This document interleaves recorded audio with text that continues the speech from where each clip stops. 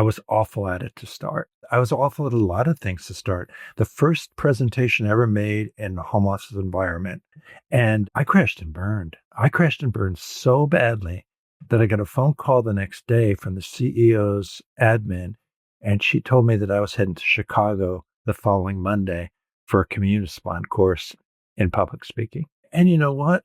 It didn't hurt me. It probably should have, and I'm very, very proud, to be honest. But I knew how badly I had done. But I knew how badly I had done, and I welcomed the opportunity to learn new things. And I think that's a big part of this is taking the chance and recognizing that we have tremendous capacity to learn. But we have the capacity to learn, and if we're humble enough to get beat up and get off the turf, it's pretty amazing what we can accomplish. But surrounding yourself with the who's is really what made me successful in my career, because you learn very quickly that you can't work 6 or 7 restaurants. You can't manage 6 or 7 restaurants. In supervising them, you have to rely on the people in those restaurants, which at times was 800 to 1,000 individuals. And perhaps one of the biggest aha moments of my life was recognizing that I can't have an impact as a district manager or multi-unit supervisor unless I rely on a big group of folks, managers, supervisors, lots and lots of servers and cooks and things of that nature. So I was getting smacked in the face pretty well, or pretty hard, and fortunately recognized that I better change the way I look at it and don't rely on myself as much. It's funny, you've heard me tell the story about one of my early restaurant visits from my boss and his boss, and how he asked me, how many hours are you working? And I said, after hemming and hawing and telling him that, you had terminated the manager before me and things of that nature, that I was working 50 or 60 hours. And he said to me, Bob, every hour you work over 45 is a measure of your incompetence. I was like, wow. And I kind of knew that. And I think I pride myself, and this is a strange thing to say, but I think it's valuable for the folks that are listening. I try to be mentally on top of my game. If you'd like to take a vacation as a young manager or young business owner, you're going to have to rely on the people that you work with. And there's a lot of planning in there. And the ability to think out multiple steps. And that also in the corporate world gets to be succession planning and all those types of things. The ability to think out and realize you can't do it yourself. And if you build a great team and they execute really well, and execution is a really important word for me in my business and my career, you can get the job done. You can build a team that can be successful because you can't do it yourself. It is a great barometer of bellwether because it's super important that we energize and re-energize and take those vacations on a periodic basis. And fortunately, we tried to throughout my career and always managed to carve out a couple, 3 days or eventually week and then weeks. But it's funny, I often ask my clients, what's the most productive day of the year? And some of them will hit it, but most don't. But the most productive day of the year is the day before vacation. Well said. It is. Yeah. The lessons are in there. What you just talked about is in there. You do have to think out steps. You have to be building a team for weeks and months in advance if you think you're going to take a vacation where you're going to really disappear. And in the old days, we didn't have cell phones. In many cases, we didn't have phones. The first vacation I took as a young restaurant manager was to Nova Scotia. At that point, I was in New Jersey running a restaurant, and we went to Nova Scotia for 6 or 7 days. And we drove, and I think I knew which hotels we were going to stay in, but I didn't give my staff any telephone numbers. I said I would check in every other day, but I only expected to hear about things that were crazy important, like someone had passed away and you need to come back for that. And they had the plan, and a lot of it was written out. And maybe that's more granular. It certainly was more granular than it would be today. But they executed beautifully. And part of it also is that I really learned to trust them. Absolutely. And if you're smart, or you're introspective and really looking out, you notice that there's just a lot of talent out there. I was guilty, especially as a young restaurant manager with limited number of supervisors, needing those folks to hit that 45-hour target. You had to push people. And in the restaurant business I was in, it was casual dining and there was no alcohol. So much of the staff was 17, 18, 19 years old.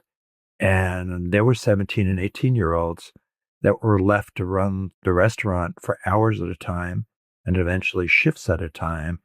And they didn't know that they could do that in most cases. And so helping them understand, much in the way that I learned as a college freshman that I could be successful and winning, but more importantly, do the job, it makes you feel great.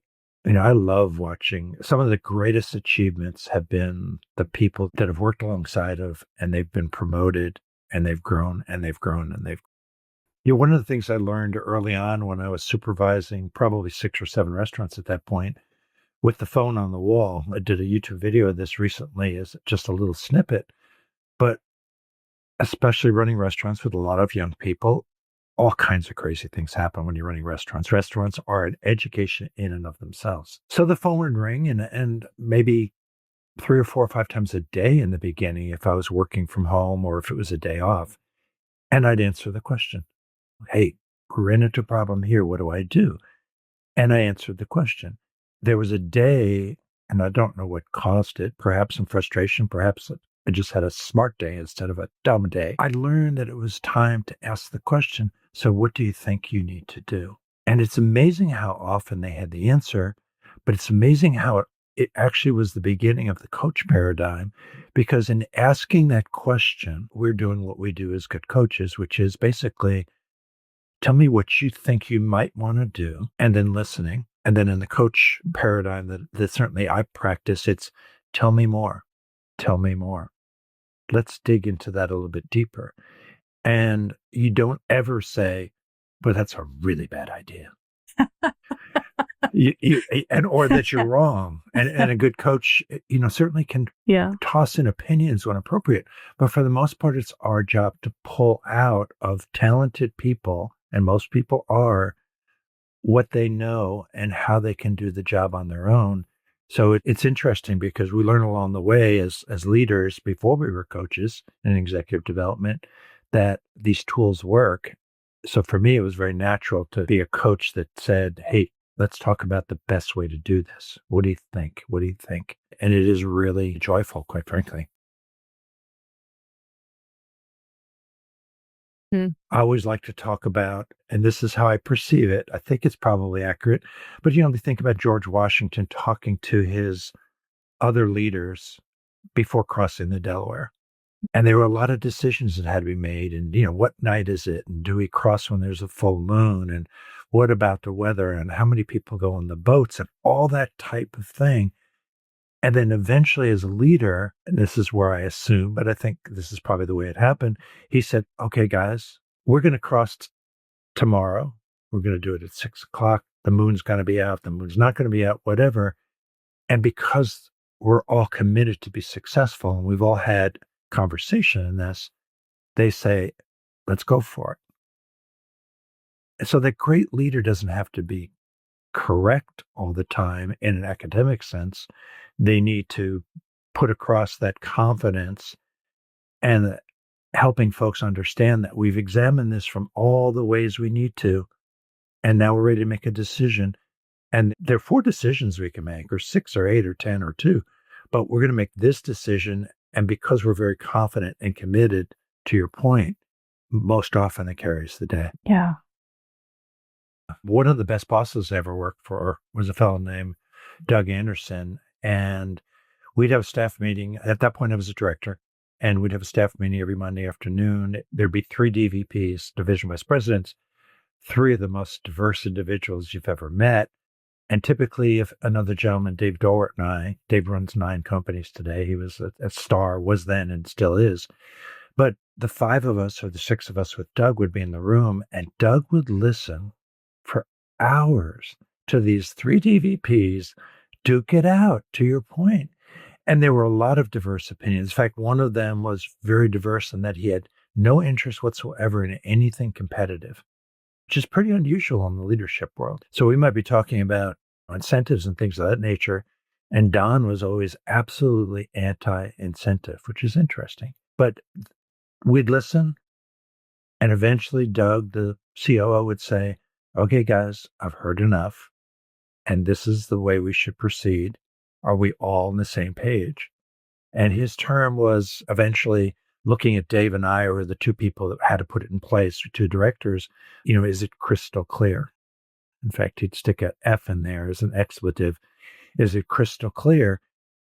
And then he expected us to say, you know what, I think I got 95% of it, but as it relates to the date, gee, I don't think we can hit this date. We've got some other things in the pipeline. How about if we negotiate for a different date, or we do it a different way, or there's just a clarifying and confirming question? And we'd answer all those questions. And when we left the room, probably much in the way when the other officers left the room with George Washington, so to speak, we were all on the same page and we're all going to work together to be successful. And potentially we all didn't agree with how it all came out, but the success was there because we all were aligned. And we learned along the way, that's for sure, because we listened to a lot of input.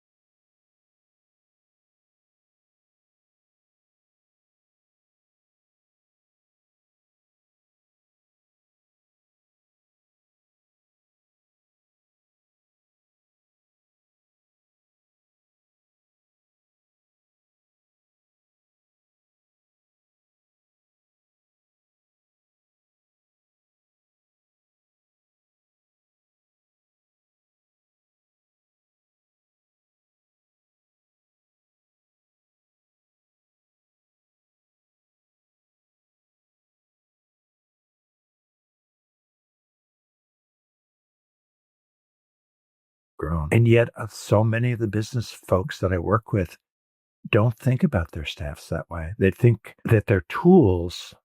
And quite frankly, I just don't think they think enough about them to recognize that the key to success is building that phenomenal team that executes in your absence as well as when you're there. And that's the only way you can be successful in the marketplace, especially if your business is open, as my early restaurants were, from 7 a.m. till midnight, 7 days a week. You can't do it yourself.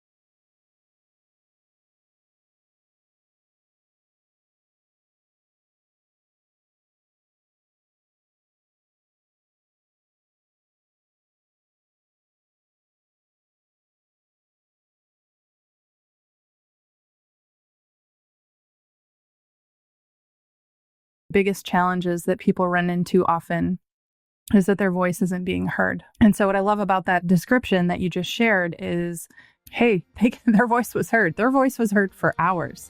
And so whether or not you win the day or the decision goes in your favor, you have been heard, and it's much easier to commit to whatever decision you come to. Yep. And the commitment's got to be there. Okay, that was part 1 of my conversation with Bob Hoffner. He had so much great wisdom to share, though, that I'm going to have to do a part 2 episode. In the next episode, we're going to dive into how to shift your identity to take on 10x goals, what Bob learned leading through the chaos of opening 40 stores in just over a year, and why optimism might just be your greatest advantage as a leader. That's it for today. Thank you